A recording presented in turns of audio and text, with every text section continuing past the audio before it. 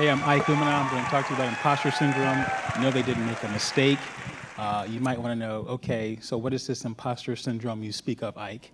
It is basically when high achievers like you can't internalize their success, so you basically blame it on luck or your friends, and you're basically unable to say, I did this, it's not my own skill.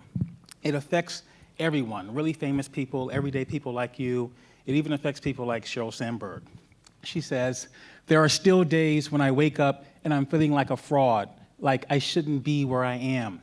This is the COO of Facebook, best-selling author, mentor to millions of women around the world. Then we get to someone like Dr. Maya Angelou, and she says, I've written 11 books, but each time I think, uh-oh, they're going to find out now, I've run game on everyone.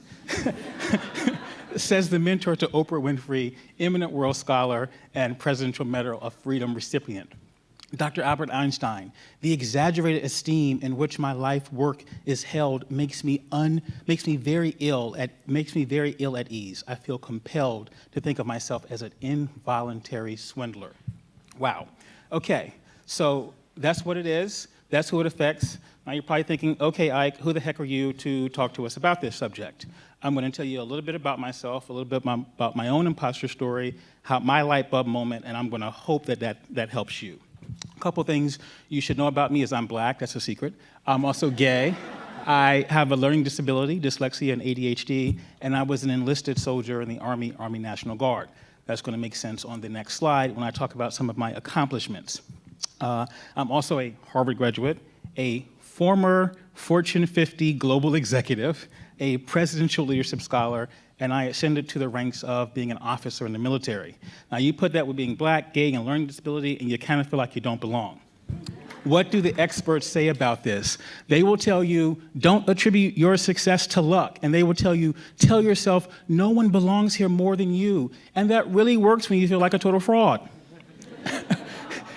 They will also tell you, my favorite, keep a written inventory of your skills and accomplishments and make a feel-good file. Folks, for me, it was like a real fraud file.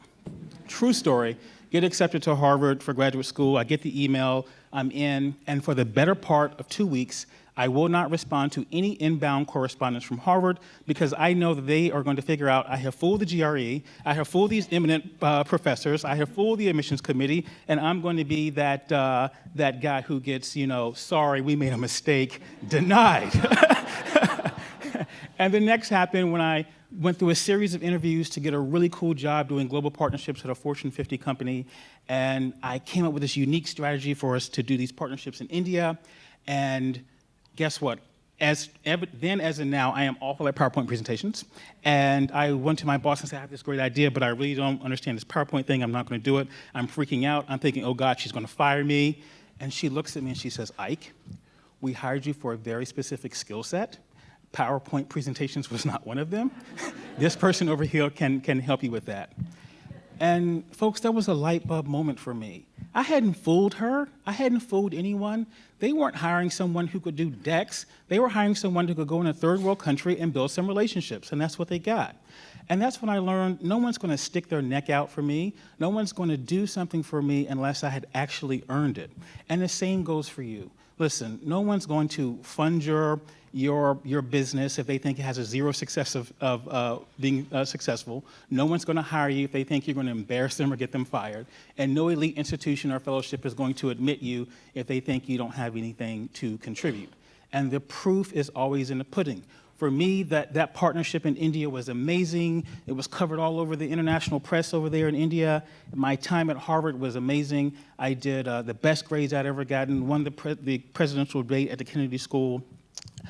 So the proof will always be in the pudding for you. Listen, a couple things I want you to know.